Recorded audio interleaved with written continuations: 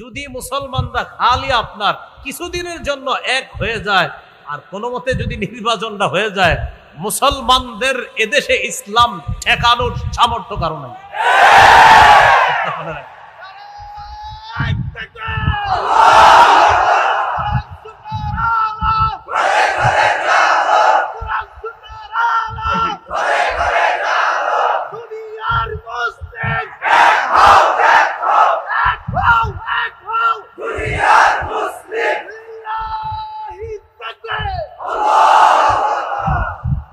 এখন আমরা এই এক হওয়াটা, এটা কিন্তু কুফরি শক্তিরা চায় না।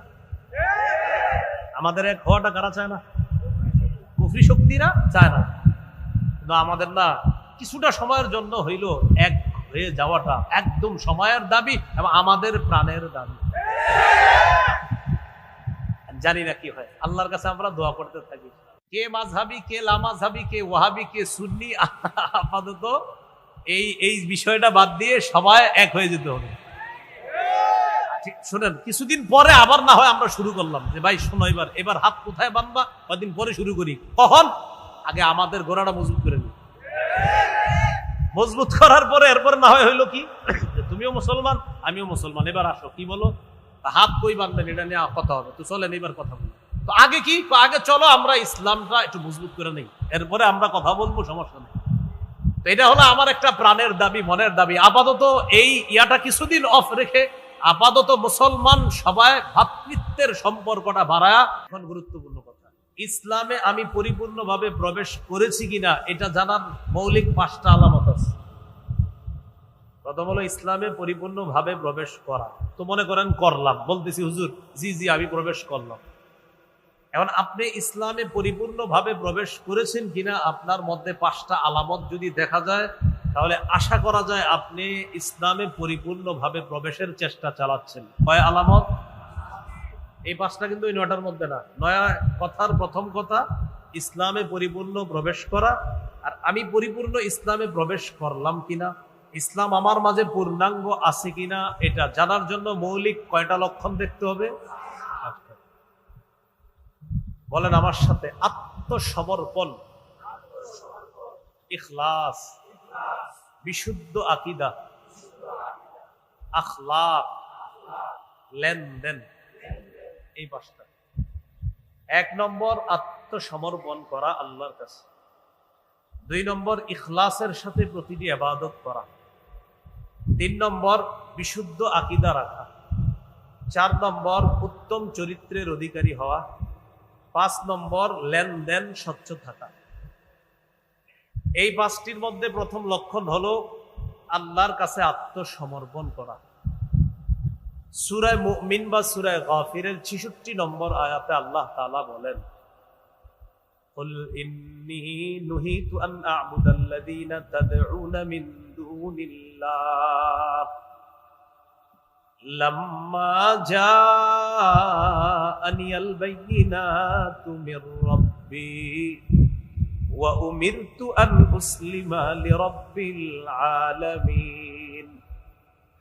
আল্লাহ তাআলা নবীকে বলেন, হাবিব আপনি বলেন, ইন্নী নুহিতু আন আ'বুদাল্লাযীনা তাদউনা মিন দুনিল্লাহ, তোমরা আল্লাহ ছাড়া যাদেরকে ডাকো তাদের ইবাদত করতে আমাকে নিষেধ করা হয়েছে।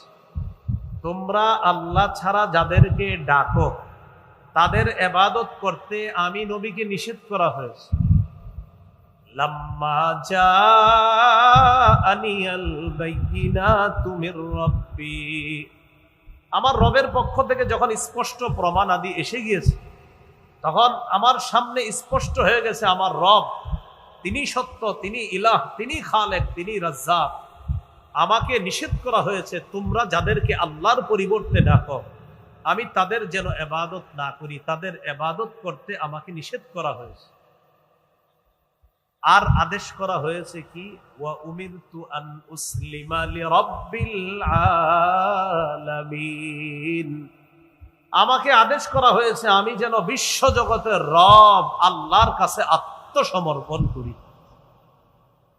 এটা নবীজিকে বললেন। সূরা বাকারার 131 নম্বর আয়াতে আল্লাহ তাআলা বলেন, ইদ قال له ربه أسلم قال أسلمت لرب العالمين। নবী ওই সময়কে স্মরণ করুন যখন ইব্রাহিম আলাইহিস সালাতু ওয়াস সালামকে তার রব বললেন, আসলিম, ইব্রাহিম আপনি আত্মসমর্পণ করেন। قال أسلمت لرب العالمين। ইব্রাহিম নবী জবাব দিলেন সাথে সাথে, আমি বিশ্ব জগতের রব আল্লাহর কাছে আত্মসমর্পণ করলাম। এবার আমার সাথে সবাই বলেন, আত্মসমর্পণকারীকে মুসলিম বলে, মুসলিমকে আত্মসমর্পণকারী বলে। ইব্রাহিম নবী বলেন আত্মসমর্পণকারী পিতা হিসাবে সন্তানদের ধর্মের নাম রেখেছে ইসলাম, আর তাদের নাম রেখেছে মুসলিম। ইব্রাহিম নবী আমাদের জাতির পিতা, তিনি আত্মসমর্পণকারী। আল্লাহ বলছে আত্মসমর্পণ করেন, তিনি বললেন করলাম। সূরা হজের ৭৮ নম্বর আয়াতে আল্লাহ তাআলা বলেন, মিল্লাতা আবিকুম ইব্রাহিম হুয়া সাম্মাকুমুল মুসলিমিন। ইব্রাহিম আলাইহিস সালাতু ওয়াস সালাম তোমাদের নাম রাখছে মুসলিম, তোমরা আত্মসমর্পণকারী জাতি, এই নামে তোমাদেরকে তোমাদের পিতা ইব্রাহিম নবী অভিহিত করেছেন। তাহলে আমরা আত্মসমর্পণকারী জাতি মানি আমরা মুসলিম, আমরা মুসলিম মানি আমরা আত্মসমর্পণকারী জাতি। বলেন তো ইসলামে পরিপূর্ণ প্রবেশ করেছি কিনা এটার কয় আলামত? ১ নম্বর, আমি আত্মসমর্পণকারী মুসলিম কিনা। ২ নম্বর, ইখলাস, আমার প্রতিটা ইবাদত ইখলাসের সাথে হয় কিনা। যেমন আমি আপনাদের এখানে ওয়াজ করার জন্য আসলাম, আমার এই নিয়ত হতে হবে আমি কিছু কথা বলবো, এই কথাগুলো যেন মানুষ বুঝতে পারে, বুঝে আমল করতে পারে, এই নিয়ত হওয়া। শ্রোতাদের এই নিয়ত থাকা, আজকে মাহফিলে যে আলোচকরা আসবেন তাদের কণ্ঠস্বর যেমনই হোক না কেন, তারা যদি কোরআন হাদিসের কথা বলে এতে কণ্ঠস্বর একটু সুন্দর হোক আর একটু কম সুন্দর হোক, কোরআন হাদিস বললেই হলো, তার কণ্ঠ যেমনই হোক আল্লাহর কথা তার কণ্ঠে আসবে, আমি সেই কথা শুনব। এই নিয়ত শ্রোতারা করবে। নাসাইর বর্ণনা ৩১৪০ নম্বর হাদিস, এই হাদিসের মধ্যে আছে এক ব্যক্তি রাসূলুল্লাহ সাল্লাল্লাহু আলাইহি সাল্লামকে জিজ্ঞাসা করলেন, আরাআইতা রাজুলান গাযা ফি সাবিলিল্লাহ ইয়ালতামিসুল আজরা ওয়াদ যিকরা ফামা লাহু ইয়া রাসূলুল্লাহ। এক ব্যক্তি রাসূলুল্লাহ সাল্লাল্লাহু আলাইহি সাল্লামকে জিজ্ঞাসা করলেন, হুজুর ওই ব্যক্তির ব্যাপারে আপনার কি অভিমত যে ব্যক্তি আল্লাহর রাস্তায় জিহাদ করেছে 2 নিয়তে। কয় নিয়তে? ১ নম্বর, ইয়ালতামিসুল আজরা, তিনি সওয়াব কামাই করবে, আল্লাহর কাছ থেকে প্রতিদান পাবে, এই নিয়তে তিনি জিহাদ করেছে। ২ নম্বর, ওয়াদ যিকরা, সারা দুনিয়ার মানুষ তাকে বড় মুজাহিদ বলবে, এই নিয়তে সে জিহাদ করেছে। ফামা লাহু ইয়া রাসূলুল্লাহ, হুজুর সে কি প্রতিদান পাবে? قال رسول الله صلى الله عليه وسلم لا شيء له, নবীজি বললেন সে কিছুই পাবে না। আদাহা সালাসা মাররাত, প্রশ্নটি নবীজিকে 3 বার করলেন, নবীজি 3 বার বললেন লা শাইআ লাহু লা শাইআ লাহু লা শাইআ লা, সে কিছুই পাবে না, সে কিছুই পাবে না, সে কিছুই পাবে না। কারণ একদিক দিয়ে সে আল্লাহর কাছ থেকেও পাইতে চায়, আরেক দিক দিয়ে মানুষের সুনাম কুড়াতে চায়, সুনাম কুড়াতে চাওয়ার কারণে তার পুরো আমলটা বরবাদ, সে কিছুই পাবে না। হাদিসের শেষে নবীজি বলেন, ইন্নাল্লাহা লা ইয়াকবালু মিনাল আমালি ইল্লা মা কানা লাহু খালিসা ওয়াবতুগিয়া বিহি ওয়াজহুহু, আল্লাহ ততক্ষণ পর্যন্ত বান্দার আমল কবুল করেন না যতক্ষণ এই আমলটা ইখলাসের সাথে না হবে এবং আল্লাহকে খুশি করার জন্য না হবে, ততক্ষণ পর্যন্ত বান্দার এই আমল আল্লাহ কবুল করেন না। আল্লাহ আমাদের সকলকে প্রতিটা আমল ইখলাসের সাথে যেন করতে পারি তৌফিক দান করেন। আল্লাহ তাআলা বলেন, কুল ইন্নী উমিরতু আন আ'বুদাল্লাহা মুখলিসাল লাহুদ্দিন। সূরা জুমারের 11 নম্বর আয়াতে আল্লাহ বলেন, নবী আপনি বলেন উমিরতু আন আ'বুদাল্লাহা মুখলিসাল লাহুদ্দিন। নবী আপনি বলেন আমাকে আদেশ করা হয়েছে আমি যেন দ্বীনকে খাঁটি করে আল্লাহর জন্য ইবাদত করি, অর্থাৎ আমি ইখলাসের সাথে যেন প্রতিটা ইবাদত করি, এই ব্যাপারে আমাকে আদেশ করা হয়েছে। আচ্ছা, আমরা পরিপূর্ণ ইসলামে প্রবেশ করেছি কিনা? কয় আলামত? 1 নম্বর আত্মসমর্পণ, 2 নম্বর ইখলাস, 3 নম্বর বিশুদ্ধ আকীদা। বলেন আমার সাথে, আকীদায় শিরিক থাকা যাবে না, বেদাত থাকা যাবে না। এখন দেখতে হবে আমার আকীদায় শিরিক আছে কিনা, বেদাত আছে কিনা। যদি শিরিক বেদাত থাকে আর যদি বলেন ইসলাম কায়েম করবো, ইসলাম কায়েম করবো, হবে না। আকীদায় শিরিক বেদাত থাকলে সর্বনাশ। শিরিক যদি থাকে তা আপনার তো সব বরবাদ, জান্নাত হারাম, জাহান্নাম আপনার ঠিকানা। সূরা নিসার 48 নম্বর আয়াতে আল্লাহ তাআলা বলেন, ইন্নাহু মাইয়ুশরিক বিল্লাহ ফাকাদ হারামাল্লাহু আলাইহিল জান্নাহ ওয়া মাওয়াহুন নার। যে ব্যক্তি আল্লাহর সাথে শিরক করে, ফাকাদ হারামাল্লাহু আলাইহিল জান্নাহ, আল্লাহ তার জন্য জান্নাত হারাম করে দেয়, ওয়া মাওয়াহুন নার, তার ঠিকানা জাহান্নাম। তিরমিজির এক বর্ণনা, রাসূলুল্লাহ সাল্লাল্লাহু আলাইহি সাল্লাম বলেন, আতানি আতিম মির রাব্বি, আল্লাহর কাছ থেকে একজন ফেরেশতা আমার কাছে আসছে, ফাখায়্যারানি বাইনা আন ইউদখিলা নিসফা উম্মতি আল জান্নাহ ওয়া বাইনা আশ-শাফাআ। আমার কাছে এক ফেরেশতা এসে বলে, ইয়া রাসূলুল্লাহ, আপনার কাছে 2টা বিষয় নিয়ে আসছি, 2টার যে কোনো একটা আপনি গ্রহণ করতে পারেন। 1 নম্বর, আপনি চাইলে আপনার উম্মতের অর্ধেক জান্নাতে নিয়ে যেতে পারবেন। 2, আপনি চাইলে উম্মতের জন্য সুপারিশ করতে পারবেন, তবে আপনি 2টা নিতে পারবেন না, 2টার যে কোনো একটা গ্রহণ করতে হবে। কেন, আপনি কি অর্ধেক উম্মত জান্নাতে নিবেন না সুপারিশ গ্রহণ করবেন? আপনি জানায়া দেন।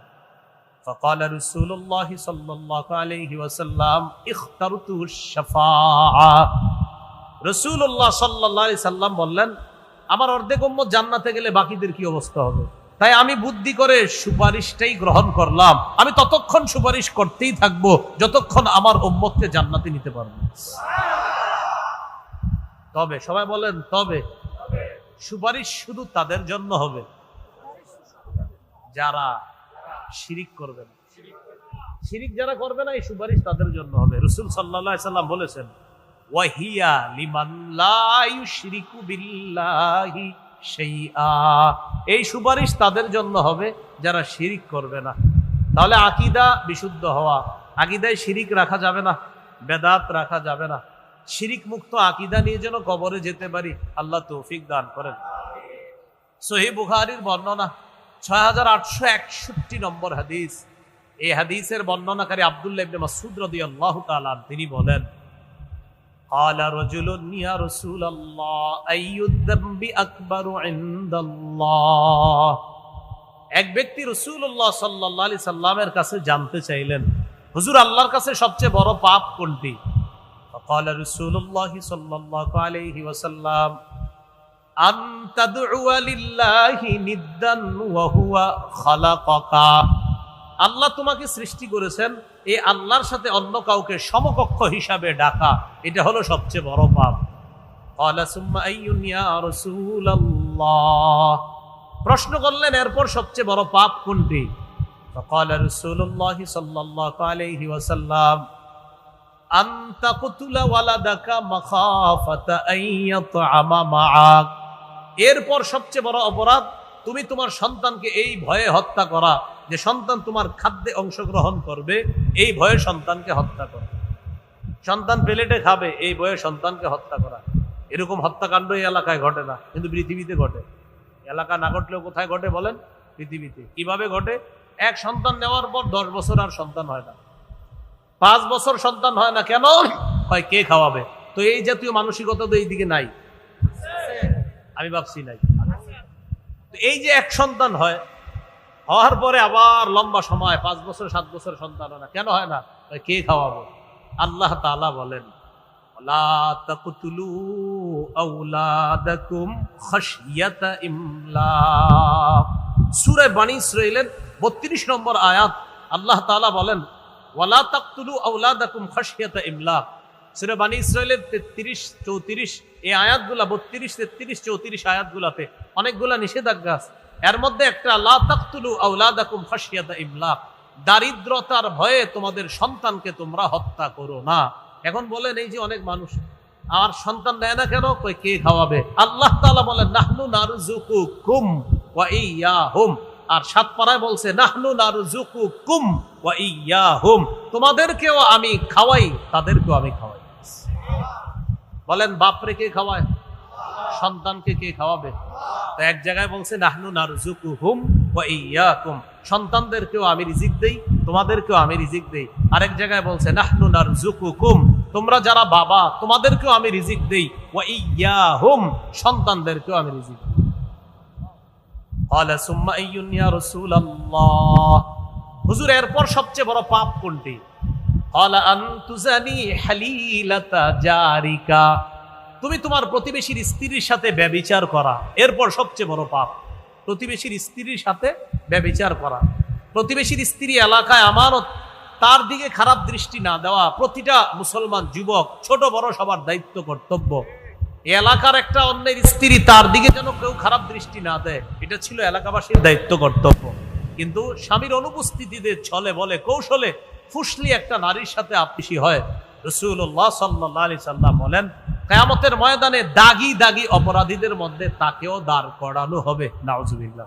তাহলে প্রিয় ভাইয়ারা বলেন আমার সাথে সবাই, শিরকি আকীদা রাখবো না, বেদাতি আকীদা রাখবো না, শিরকি কথা বলবো না, বেদাতি কথা বলবো না, শিরকি কর্ম করব না, বেদাতি কর্ম করব না, শিরকি মজলিসে বসবো না, বেদাতি মজলিসে বসবো না, শিরকি মজলিস দেখতে যাব না, বেদাতি মজলিসও দেখতে যাব না। মনে থাকবে ইনশাআল্লাহ। ইসলামে প্রবেশ করেছি কিনা কয় লক্ষণ? 1 নম্বর আত্মসমর্পণ, 2 নম্বর ইখলাস, 3 নম্বর বিশুদ্ধ আকীদা, আকীদায় বেদাত থাকা যাবে না, শিরিক থাকা যাবে না। 4 নম্বর উত্তম চরিত্র, এটা জরুরি বিষয়। উত্তম চরিত্র এটা মসজিদের সামনের কাতারেই বোঝা যায় উত্তম চরিত্রের বিষয়টা। কোথায়? মসজিদের সামনের কাতার। সামনের কাতার যাও যাও। তা আপনি পিছে যাওয়াটা তো এইভাবে বলতে পারেন, একটু পিছনে যাও। তা আপনি এমন ভাবে বলছেন এই ছেলেটারে বয়স 10-12 বছর, তো হয়তো দৌড় দিয়া সামনের কাতারে চলে গেছে। ঠিক আছে, মুরব্বী বলছে এইভাবে, তো বলতে পারতেন বাবা তুমি পিছনে যাও আর একজন বড় মানুষ সামনে দাও। এই ছেলেটা আপনারা আগামী 10 দিন সালাম দিবে। আর ওই যে যখন এইভাবে বলবেন যাও যাও পিছনে যাও, আগামী 10 দিন তো সালাম দিবেই না। ওর আম্মারে গিয়ে বলবে আম্মা এই মসজিদে আর যাবো না। এই জন্য আপনার আখলাকটা মসজিদ থেকে আপনি দেখান না। এরপরে মসজিদে খুতবা চলতেছে, মাশাআল্লাহ খতিব সাহেব ভাষণ দিয়ে খুতবা দিতেছে, মুসল্লিরা একদম মনোযোগ সহকারে খুতবা শুনতেছে। ইতিমধ্যে এলাকার এক হোমলা চোমলা নেতা আইসা সবার ঘাট ডিঙায় সামনে যাইতেছে। এটা কোন ধরনের আখলাক দেখাইলেন আপনি? এটা তো আপনি আখলাক দেখাইলেন, সুন্দর হলো না বিষয়টা? তো এই বিষয়গুলো বাংলাদেশে না থাকলেও পৃথিবীতে আছে। বাংলাদেশে আছে বলেই তো আমি বলছি। আচ্ছা, তো এই হলো আপনার আখলাক, এই বিষয়টা ঠিক রাখা। আল্লাহ তাআলা সূরা কলামের 4 নম্বর আয়াতে বলেন কাফেররা রাসূল সাল্লাল্লাহু আলাইহি সাল্লামের চরিত্র নিয়ে কথা বলেছিল, তা আল্লাহ তাআলা বলে দিলেন ইন্নাকা লা আলা খুলুকিন আযীম, হাবিব আমি আল্লাহ আপনার সার্টিফিকেট দিয়ে দিলাম, আপনি মহান চরিত্রের অধিকারী। আনাস ইবনে মালিক রাদিয়াল্লাহু তাআলা আনহু বলেন খাদামতু রাসূলুল্লাহি সাল্লাল্লাহু আলাইহি সাল্লাম 10 সিনিন, আমি 10 বছর রাসূলুল্লাহ সাল্লাল্লাহু আলাইহি সাল্লামের খেদমত করলাম। কোনোদিন বলেননি কেন এটা করেছো, কোনোদিন বলেননি কেন এটা করনি। 10 বছরে কোনোদিন বলেননি এটা কেন করেছো, এটা কেন করো নাই। 10 বছরও এমনটা বলেননি। যদিও এটা বলা নাজায়েজ না, তুমি কেন করেছো বলা জায়েজ আছে, তুমি এটা কেন করো নাই এটা বলা জায়েজ আছে, কিন্তু নবী কখনো এটা বলেন নাই। এই জন্য ঘরের কর্মচারী, মসজিদে মুসল্লি ইত্যাদি বিভিন্ন সময় আমাদের সুন্দর আখলাক মানুষের সামনে দেখাতে হবে। এই জন্য ছোট থেকে ছোট নেকির কাজ এটাও ছাড়া যাবে না। আপনি একজনকে চা পান করাইতেছেন, এই চা পান করানোর সময় তার সামনে বসলেন, আর চা পান করানোর সময় আপনার চেহারাটা একটু হাস্যোজ্জ্বল রাখলেন, সুন্দর একটা অবয়ব আপনি প্রকাশ করলেন, আর বুঝাইলেন তাকে আপনি অনেক মহব্বত করতেছেন। রাসূলের হাদিস প্রমাণ করে এই ছোট্ট আমলটা, চা পান করাইলেন আর তার দিকে একটু সুন্দর হাসি মাখা মুখে তাকাইলেন, হতে পারে এটা আপনাকে জান্নাতে নিয়ে যাবে। আমি আপনাদের এলাকা দিয়ে গাড়ি দিয়ে যাইতেছি, এলাকার 2-3 জন চিনে ফেললেন, চিনে ফেলে আমার গাড়ির পাশ থেকে বললেন আসসালামু আলাইকুম হুজুর, ভালো আছেন? তো আমি গাড়ির ভিতর থেকে শুধু হাসি মুখে বললাম, এবার একটু হাসি মুখে আপনাদের শুধু মাথাটা নাড়াইলাম। রাসূলুল্লাহ সাল্লাল্লাহু আলাইহি সাল্লাম বলেন, লা তাহকিরান্না মিনাল মা'রুফি শাই, তোমরা তুচ্ছ কোনো ভালো কাজ, একদম ছোট একটা ভালো কাজ করলা, এই ভালো কাজটাকেও তোমরা তুচ্ছ মনে করবা না। লা তাহকিরান্না মিনাল মা'রুফি শাইআ, ছোট্ট একটা ভালো কাজকে তোমরা তুচ্ছ মনে করবা না। ওয়ালাউ আনতালকা আখাকা বিওয়াজহিন তালাক, তোমার ভাইয়ের দিকে হাসি মুখে তুমি তাকাইলা, এই যে একটা সুন্দর তুমি আখলাক তাকে দেখাইলা, এটাও তোমার নাজাতের কারণ হয়ে যেতে পারে। তাহলে আমি ইসলামে পরিপূর্ণ আসি কিনা, চতুর্থ আলামত কি? উত্তম চরিত্র। এটা সব জায়গায় আমার এই চরিত্রটা ফুটিয়ে তুলতে হবে। অনেক ভাই আছে বাহিরে আসলে বন্ধুদের সাথে তার চরিত্র বড় চমৎকার, আমাদের সাথে দেখা সাক্ষাতেও চরিত্র চমৎকার, আমাদের সামনেও তিনি অনেক ভালো মানুষ, মসজিদেও তিনি একজন ভালো মুসল্লি। এই লোকটা আবার ঘরে গিয়ে তার স্ত্রীর সাথে এমন বদ আচরণ করে যেটা একদম সম্পূর্ণ উল্টা।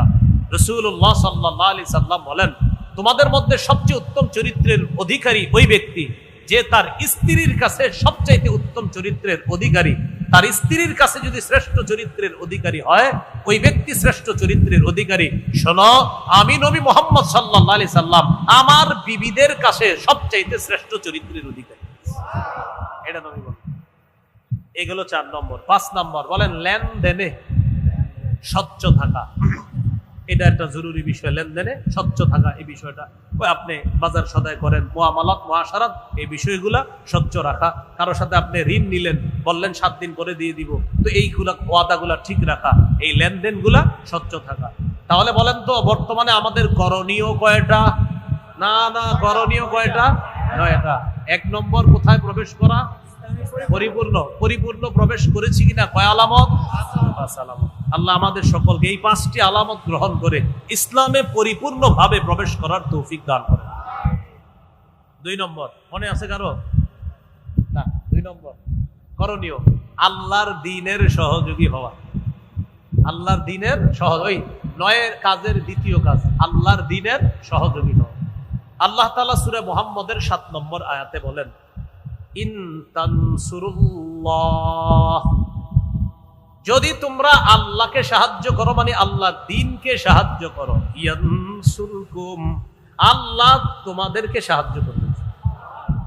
মনে রাখবেন, আল্লাহর একটা অলঙ্ঘনীয় মূলনীতি হলো আল্লাহর দ্বীনের সহযোগিতা যারাই করবে আল্লাহ তাদেরকে সাহায্য করবে। এটা একটা অলঙ্ঘনীয় মূলনীতি, যে মূলনীতিতে কোনো রকমের লঙ্ঘন হবে না। আপনি আল্লাহর দ্বীনের সহযোগী হবেন, তো আল্লাহ নিশ্চিত আপনাকে সাহায্য করবে। শুধু কি সাহায্য, ওয়াইসাব্বিত আকদামাকুম, মরণ পর্যন্ত যতদিন দ্বীনের সহযোগী করবেন, সহযোগী থাকবেন, আল্লাহ আপনাকে হেদায়েতের উপর অটল রাখবে, আপনার পাগুলা ইসলামের উপর আল্লাহ মজবুত রাখবে। সূরা হজের 39-40 নম্বর আয়াতটা শুনি। সাহাবায়ে কেরামকে মক্কা থেকে বের করে দিছে, হিজরত করে তারা চলে গেলেন মক্কায়। তো মক্কার মসজিদ থেকে আপনি যখন বের হবেন, বের হয়ে দেখবেন একটা রাস্তা আছে ইব্রাহিম খলিল রাস্তা, আরেকটা রাস্তা আছে শারিউল হিজরা, হিজরা রোড, এটাকে বলে হিজরতের রাস্তা। এই রাস্তাটায় যে আমি কতবার গেছি, শুধুমাত্র এই কারণে, খালি রাস্তাটায় যেতাম আর আমি ভাবতাম আমাদের নবী ঠিক এই রাস্তাটা দিয়ে হিজরতে বের হয়েছে। রাস্তা দিয়ে হিজরতে কিন্তু আপনি বের হয়েছে কিভাবে? মনে করেন এইভাবে বের হয়ে, নবী কিন্তু যাবে এই দিকে না, নবী যাবে ওই দিকে, কথার কথা, কিন্তু বের হয়েছে এই দিক দিয়ে, বের হয়ে ওই দিক দিয়ে ঘুরে আবার ওই দিকে গেছে। এই হিজরা রোডটা এইভাবে, আমি ওখানে গেলে আপনাদেরকে এত সুন্দরভাবে দেখাই দিতে পারতাম যে ঠিক এই দিক দিয়ে গিয়ে এইভাবে গিয়ে এইভাবে আল্লাহ রাসূল আবার মদিনার দিকে রওনা করছে। এই যে শারিউল হিজরা, হিজরা রোড, এই রাস্তাটায় যখন আপনারা হজ উমরায় যাবেন, ওখানে গিয়ে শুধু হজ উমরা করবেন, করার পরে কি করে সব দেখি খালি মার্কেটে ঘুরে, এটা না করে একটু ভাববেন, এলাকাটায় হাঁটবেন আর চিন্তা করবেন যে আবু বকর সিদ্দিকের ঘর বাড়ি ছিল এখানে, ওমর ফারুক রাদিয়াল্লাহু তাআলা আনহুর ঘর বাড়ি ছিল, ওসমান গনির ঘর বাড়ি ছিল, আমার নবীর ঘর বাড়ি ছিল। এই বিষয়গুলো চিন্তা করবেন আর মাথায় আনবেন, আরে না জানে আমার নবীর জায়গাটায় কারো দোকান, আবু বকর সিদ্দিকের জায়গায় কারো দোকান, ওমর ফারুকের জায়গায় কারো দোকান। এইগুলো চিন্তা করবেন আর ভাববেন যে তারা নবীরে কতটা মহব্বত করত যে নিজেদের ধন সম্পদ সবকিছু ছেড়ে হিজরত করে মক্কা থেকে মদিনায় চলে গেছে। 13 বছর মার খেয়েছে, শুধু সহ্য করছে। সহ্য করার পর যখন মদিনায় গেছে, আল্লাহ তাআলা বলে দিলেন, উযিনা লিল্লাযীনা ইউকাতালুনা বিআন্নাহুম যুলিমু ওয়া ইন্নাল্লাহা আলা নাসরিহিম লাকাদির।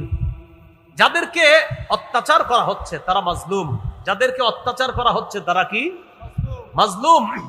13 বছর অত্যাচার করা হয়েছে। কয় বছর? 13 বছর অত্যাচার করা হয়েছে সাহাবায়ে কেরাম। 15 বছর না, কিন্তু 13 বছর। তার মানে ওখানে কোরআনে কয় বছর? 13 বছর অত্যাচার করা হয়েছে। বিআন্নাহুম যুলিমু, তারা মাজলুম। তো আল্লাহ তাআলা বলেন তাদেরকে বের করে দেওয়া হয়েছে ঘর থেকে। আল্লাযীনা উখরিজু মিন দিয়ারিহিম বিগাইরি হক, তাদেরকে অন্যায়ভাবে ঘর থেকে বের করে দেওয়া হয়েছে। তাদের অপরাধ কি? ইল্লা আইয়াকুলু রাব্বুনাল্লাহ, তাদের অপরাধ তারা বলতো আমাদের রব। অপরাধ কি? রব। বাস এটাই অপরাধ করছে। কাফেররা বের করছে কেন? কয় কি অপরাধে বের করছেন? কয় এরা কয় রব আল্লাহ। কি কারণে সাহাবীদেরকে বের করে দিছে? তারা বলে রব আল্লাহ। তো তোমরা কি কও? আমরা বলি আল্লাহ প্রধান আর আমাদের দেবদেবীরা হলো সহযোগী। আল্লাহ প্রধান, লাত উজ্জাত মানাত এরা হলো সহযোগী, আর সাহাবীরা তারা শুধু বলে রব আল্লাহ। তো এই জন্য বের করে দিচ্ছে। তা আল্লাহ বলেন 13 বছর সহ্য করছে। উজিনা, এবার জিহাদের অনুমতি দেওয়া হয়েছে। কিসের অনুমতি দেওয়া হলো? এরপরে 40 নম্বর আয়াতে আল্লাহর অলঙ্ঘনীয় সেই মূলনীতিটা আল্লাহ বলে দিচ্ছেন, ওয়ালা ইয়ানসুরান্নাল্লাহু মাইয়ানসুরুহু, যে ব্যক্তি আল্লাহকে সাহায্য করবে, আল্লাহর দ্বীনের সহযোগী হবে, তারা সংখ্যায় যদি 313 হয়, অবশ্যই আল্লাহ তাদেরকে সাহায্য করবেন। সংখ্যায় যদি কম হয়, আল্লাহ তাদেরকে কি করবেন? সাহায্য করবেন। হ্যাঁ, এটা হলো আল্লাহর অলঙ্ঘনীয় বিধান। প্রিয় ভাইরা, সংখ্যায় যদি কম হন, তো আল্লাহর দ্বীনের সহযোগী হন, আল্লাহর ওয়াদা, আমি আল্লাহ তোমাদেরকে সাহায্য করব। তাহলে কি শিখলাম আমরা? আল্লাহ তৌফিক দান করেন। এই হলো আপনার 3 নম্বর, ভ্রাতৃত্বের সম্পর্ক বাড়িয়ে দেওয়া। আপনি কে? আমার ভাই। আমি কে? আপনার ভাই। আপনারা কে? আমার ভাই। আমি কে? আপনাদের ভাই। আপাতত এই পরিচয়টা কিছুদিন এক হয়ে যাওয়া। এটা আল্লাহ সূরা হুজুরাতের 10 নম্বর আয়াতে বলেন, ইন্নামাল মুমিনুনা ইখওয়াহ, মুমিনরা পরস্পর ভাই ভাই। মুমিনরা পরস্পর কি? ভাই ভাই। এবার একটা হাদিস বলি, হাদিসের অনুবাদটা আমরা সবাই করব। সহিহ মুসলিমের বর্ণনা 6435 নম্বর হাদিস। এই হাদিসের মধ্যে আসছে রাসূলুল্লাহ সাল্লাল্লাহু আলাইহি সাল্লাম বলেন, লা তাহাসাদু ওয়ালা তানাজাশু ওয়ালা তাবাগাদিন। বলেন সবাই, তোমরা পরস্পর হিংসা করো না, তোমরা পরস্পর ঝগড়া করো না, পরস্পর বিদ্বেষ পোষণ করো না, একে অপরের ক্ষতি করার জন্য আড়ালে শত্রুতা করো না। একজনের ক্রয় বিক্রয় চলাকালীন আরেকজন ক্রয় বিক্রয় করবা না।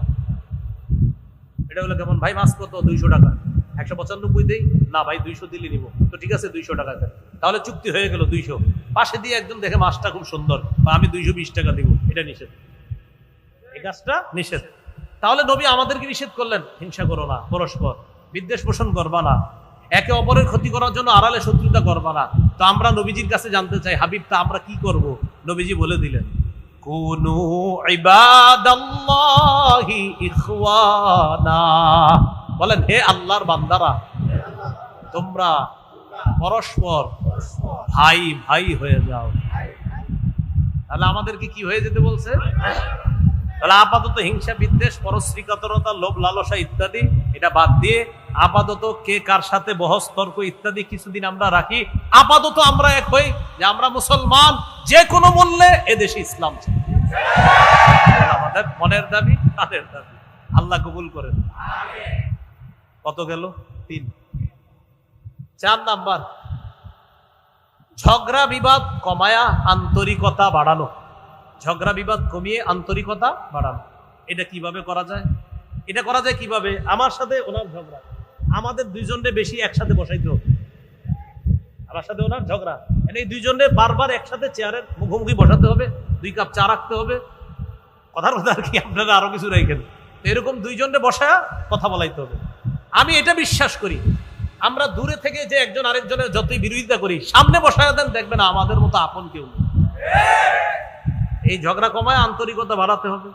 এই ব্যাপারে আল্লাহ তাআলা বলেন, ওয়াতিউল্লাহা ওয়া রাসূলাহু ওয়া লা তানাযাউ ফাতাফশালু ওয়া তাযহাবা রিহুকুম। তোমরা আল্লাহর আনুগত্য করো, নবীর আনুগত্য করো।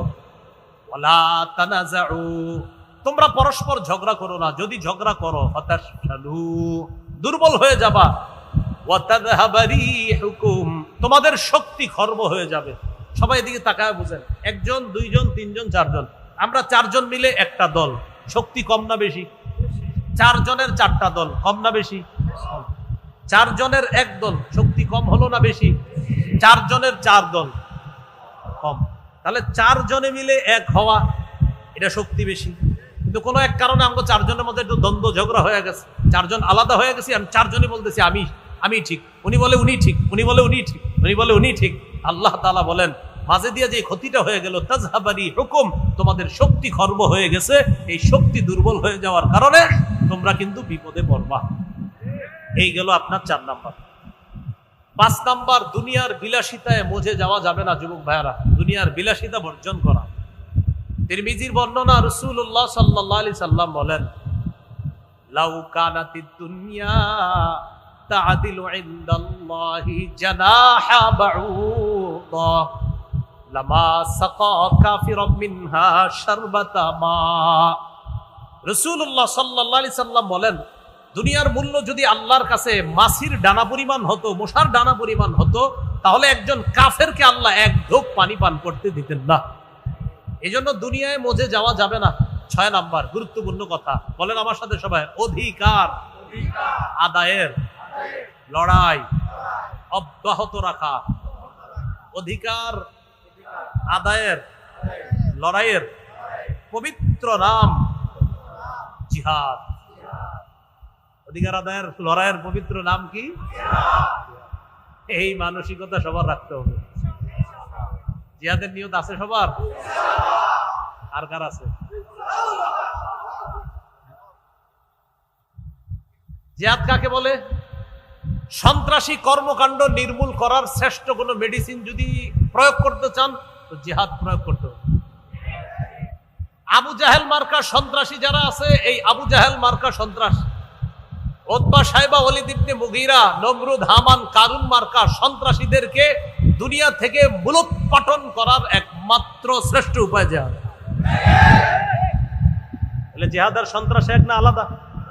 বলেন, জিহাদ আর সন্ত্রাস এক না আলাদা?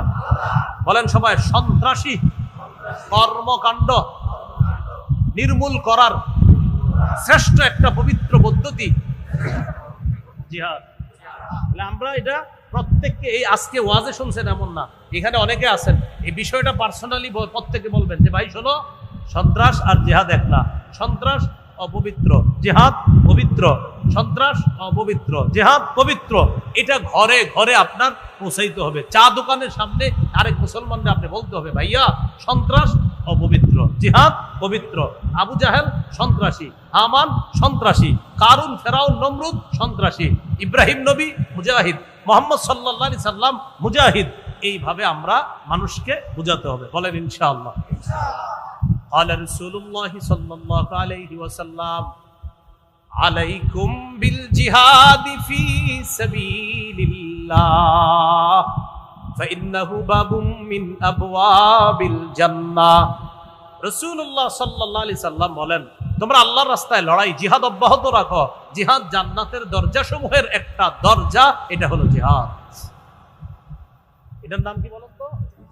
জিহাদ। তাকান আমার দিকে, সবাই তাকান, আমি পানি পান করার জন্য আপনি দিতে পারেন। বিসমিল্লাহ। কয়বার? বিসমিল্লাহ। কয়বার? 2 বার। এবার হাদিস শুনেন। قال رسول الله صلى الله عليه وسلم من قاتل في سبيل الله فوق ناقة وجبت له الجنة। কেউ যদি ওটের দুধ পান করে, এই ওটের দুধ 2 বার পান করে, ওটের দুধ 2 বার পান করতে, 2 ঢোক পান করতে যতটুকু সময়ের প্রয়োজন, এতটুকু যদি কেউ আল্লাহর রাস্তায় জিহাদ করে তার জন্য জান্নাত ওয়াজিব হয়ে যায়। এই জন্য দেখাইলাম যে 2 বার দুধ পান করতে তো বেশি সময় লাগে না, এতটুকু পরিমাণও যদি কেউ আল্লাহর রাস্তায় লড়াই করে তার জন্য জান্নাত ওয়াজিব হয়ে যায়। তাহলে অধিকার আদায়ের লড়াই, এটা কি বলেন তো? জিহাদ। এটা অব্যাহত রাখতে হবে। এটা হলো কয় নাম্বার? 6। 7 নাম্বার, যোগ্য নেতৃত্ব আল্লাহর কাছে চেয়ে নেওয়া। প্রথমে আপাতত দোয়া হলো, আল্লাহ পুরুষ শাসক বর্তমানে দেশে আছে, আর জীবনেও পুরুষের পরিবর্তে অন্য কিছু চাই না। বুঝলেন? প্রথমে এই দোয়া করবেন যে আল্লাহ পুরুষ শাসক অব্যাহত রাখেন। প্রশ্ন করতে পারেন কেন? দেখেন এখানে আপনারা যারা আছেন, আমি সুন্দর করে বলি, কেউ আওয়ামী লীগের সমর্থক হতে পারেন, কেউ বিএনপি, কেউ হয়তোবা জাতীয় পার্টি, কেউ জামাত, কেউ জাসদ, কেউ বাসদ, কেউ ইসলামী আন্দোলন, কেউ খেলাফত মজলিস, বিভিন্ন দলের সমর্থক থাকতে পারেন। মহব্বতের সাথে বলি, বিএনপি পন্থী যারা আছেন আপনারাও নীতি নির্ধারকদেরকে বুঝান যে আমাদের সামনে নেতৃত্বে যে আসবে পুরুষ হতে হবে। তো মাশাআল্লাহ আপনাদের জনাব তারেক রহমান আছে। আওয়ামী লীগ পন্থী যারা, যদি আপনাদের নির্বাচনে, জানি না হয়তো আপনাদের ওই যে নিবন্ধন, না এটা জানি না, আমরা রাজনৈতিক কথা বলবো না, নিবন্ধন থাকবে কি থাকবে না এটা রাজনৈতিক বিষয়। তো যদি থাকে, আমি মনে করি আপনারাও একজন পুরুষকে বসান, জনাব সজীব ওয়াজেদ জয় হতে পারে। জাতীয় পার্টি, এদের মধ্যে আবার 2 দল হয়ে গেছে, এক দলে আবার প্রধান মহিলা, আরেক দলের আবার পুরুষ। আমি বলবো আপনারা পুরা এক হয়ে পুরুষকে বসান। আর মাশাআল্লাহ আমাদের ইসলামী দলে তো মাশাআল্লাহ সবাই পুরুষ, এটা বলার অপেক্ষা রাখে। এই জন্য ভাবনার বিষয়ে কারে বসাবে। তো আমি বলছি, রাসূলুল্লাহ সাল্লাল্লাহু আলাইহি সাল্লাম বলেন, লা ইউফলিহা কওমুন ওয়াল্লাহু আমরাহুম ইমরাআতান। এটা হলো মূলনীতি, মনে রাখবেন। রাসূলুল্লাহ সাল্লাল্লাহু আলাইহি সাল্লাম বলেন, ওই জাতি কিছুতেই কখনোই সফল হবে না, ওই জাতি কিছুতেই সফল হবে না। আবার বলছি, বলেন, ওই জাতি কিছুতেই, আবার ওই জাতি কিছুতেই, যারা তাদের নেতৃত্বে কোনো নারীকে বসায়। বাস সোজা হিসাব, নবীজির বক্তব্য। নবীজি বলে দিয়েছেন, যারা তাদের দায়িত্বে কোনো নারীকে বসাবে এই জাতি কখনো সফল হবে না। এই জন্য আমি কিন্তু মহব্বতের সাথে বলছি, আপনারা যেই দলে করেন সবাই আপনাদের পুরুষ নীতি নির্ধারক যারা, তাদের সাথে কথা বলেন। আমি রাজনীতি বক্তব্য পারিও না, বলিও না, কিন্তু আমি শুধু বললাম পরামর্শ হিসাবে, যদি সফলতা চান পুরুষ লাগবে। এটা রাসূল সাল্লাল্লাহু আলাইহি সাল্লামের মূলনীতি। সফলতা চাও তো এই জাতি কিছুতেই সফল হবে না যদি তারা তাদের নেতৃত্বে কোনো নারীকে বসায়, তারা কখনো কি হবে না? সফল হবে না। আল্লাহ আমাদের সকলকে কথাগুলা বুঝে শুনে আমল করার তৌফিক দান করেন। এবার পুরুষ যে শাসকটা হবে, আল্লাহর কাছে দোয়া করতে হবে, আল্লাহ এমন একজন শাসক বানায় দেন যিনি মৌলিকভাবে আমাদের দেশে 4টি বিধান প্রথমে বাস্তবায়ন করবে। কয়টি? 4টি বিধান বাস্তবায়ন করবে। আল্লাহ তাআলা বলেন, আল্লাযীনা ইম্মাক্কান্নাহুম ফিল আরদ আকামুস সালাহ ওয়া আতাউজ যাকাতা ওয়া আমারু বিল মা'রুফি ওয়া নাহাউ আনিল মুনকার। সূরা হজের 41 নম্বর আয়াত। আল্লাহ তাআলা বলেন, আমি যাদেরকে শাসন ক্ষমতায় বসাবো তাদের মৌলিক কাজ হবে 4টা। কয়টা? বলেন, নামাজ কায়েম করা, যাকাত আদায় করা। যাকাতের বিধান যদি রাষ্ট্রীয়ভাবে চালু হয়ে যায়, সুদ সালাম দিয়া ভাগবে। সুদ বলবে আমি আর থাকবো না, আমি বড় বিপদে আছি। কেন? যাকাত যেইভাবে শুরু হয়েছে আমি সুদ আর টিকতে পারবো না। এলো 2 নাম্বার। 1 নাম্বার নামাজ কায়েম করা, 2 নাম্বার যাকাত বিধান পালন করবে। এটা হলো শাসকের দ্বিতীয় কাজ। হলো 3 নাম্বার ওয়া আমারু বিল মা'রুফ, নেক কাজের আদেশ করবে। 4 নাম্বার ওয়া নাহাউ আনিল মুনকার, অসৎ কাজ থেকে নিষেধ করবে। এই হবে শাসকের 4টা কাজ। তো অসৎ কাজ থেকে নিষেধ করবে, এখানেই তো সব আইসা যায়। এখানে আপনার সবকিছু এসে যায় যে কোন ধরনের দুর্নীতিকে যিনি প্রশ্রয় দিবেন না, এমন একজন শাসক হবে। তাহলে আমরা আল্লাহকে আজকে থেকে, আমি যত মাহফিলে যাইতেছি, প্রায় মাহফিলে বা প্রায় জায়গায় ওয়াদা করাই যে ভাই আল্লাহর কাছে ডেলি প্রতিটা মুসলমান 2 রাকাত নামাজ, অতিরিক্ত সালাতুল হাজাত এই নিয়তে পড়বেন, আল্লাহ মরণের আগে যেন এদেশে কোরআনের আইন দেখে যেতে পারি। 2 রাকাত নামাজ এই নিয়তে পড়বেন। মুসলমান হিসাবে আমার ধর্মীয় গ্রন্থ কোরআন, আমি আল্লাহর কাছে দোয়া করবো, আল্লাহ কোর্ট, সুপ্রিম কোর্ট, হাইকোর্ট, জজ কোর্ট, সংসদে আল্লাহ কোরআনের বিধান এটা দেখতে চাই। এখন আপনার হিন্দু বন্ধু কলিগ যারা চাকরি করে তাদেরকে বুঝাইতে হবে এইভাবে। তারা বলবে, আচ্ছা তুমি যেহেতু ইসলামের জন্য দোয়া করো, কি হবে বলো তো? বলবেন, ইসলাম যদি জিতে যায় আমিও নিরাপদ, তুমিও নিরাপদ। হিন্দু কি এই বিষয়টা অমুসলিমদেরকে আমরা মুসলমানরা বুঝাতে হবে। হিন্দু, বৌদ্ধ, খ্রিস্টান সবাই ইসলাম যদি কায়েম হয় সবাই নিরাপদ থাকবে। যার প্রমাণ বন্যায় অসংখ্য অগণিত অমুসলিম মসজিদ মাদ্রাসায় আছে। আল্লাহ কথাগুলো বুঝার তৌফিক দান করেন। এগুলো 7 নম্বর। 8 নম্বর শুরা ব্যবস্থা। শুরা ব্যবস্থা, পরামর্শ করে কাজ করা, এটা খুব জরুরি। যেমন উপদেষ্টা মন্ডলী এখন যারা, তারা দেখা যাইতেছে মাসে মাসে ওই রাজনৈতিক দলগুলোর সাথে পরামর্শ, এটা একটা ভালো দিক। তারা যে পরামর্শ করে এটা একটা ভালো দিক। পরামর্শে অনেক কিছুর সমাধান আসে, এই পরামর্শ এটা জরুরি। বাকি পরামর্শ শুরা ব্যবস্থা, এটা ইসলামী একটা শুরা ব্যবস্থা। এই বিষয়ে কথা বলা দরকার সবাই। এই শুরা জিনিসটা কি, খতিব সাহেবরে জিজ্ঞাসা করবে শুরা জিনিস কি, এই বিষয়গুলো বেশি বেশি আলোচনা হওয়া দরকার, এগুলো বোঝা দরকার। আল্লাহ তাআলা বলেন ওয়াশাবিরহুম ফিল আমর, নবী আপনি তাদের সাথে যে কোনো বিষয়ে পরামর্শ করেন, পরামর্শ করার পর ফাইদা আযামতা, আপনি যখন দৃঢ় প্রতিজ্ঞা করে ফেলবেন, ফাতাওয়াক্কাল আলাল্লাহ, তখন আল্লাহর উপর ভরসা করবেন। তাহলে 8 নাম্বার শুরা ব্যবস্থা, এটা জোরদার করা। আর এই বিষয়গুলো আমরা খুব গুরুত্ব সহকারে নেওয়া। শুধু দাওয়াতে তাবলীগের সাথী ভাইরা পরামর্শ করে, মাশওয়ারা করে, মাশওয়ারার কাজটা সুন্নতটা ঘরে ঘরে চালু করতে হবে। আপনারা পারিবারিক মিটিং গুলো করেন না, মিটিং এর নাম দিবেন মিটিং না, বলবেন শুরা, মাশওয়ারা। হ্যাঁ, মাশওয়ারা দিবেন, যে ঘরে বলবেন আজকে আমাদের পারিবারিক মাশওয়ারা আছে। তো মিটিংটা না বলে আমরা একটা ইসলামী শব্দ বলি, সমস্যা কি বলবো? মাশওয়ারা।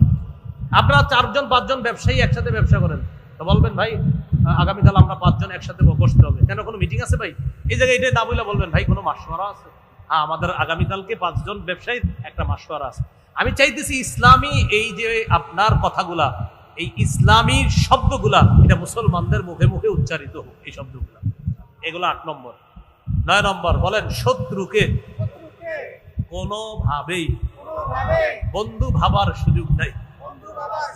শত্রুকে বন্ধু বানানো যাবে না। হ্যাঁ, মাঝে মাঝে অভিনয় করতে পারি আমরা, যে হ্যাঁ হ্যাঁ ঠিক আছে ঠিক আছে, তুমি, এর মানে এরকম না যে তুমি আমার বন্ধু।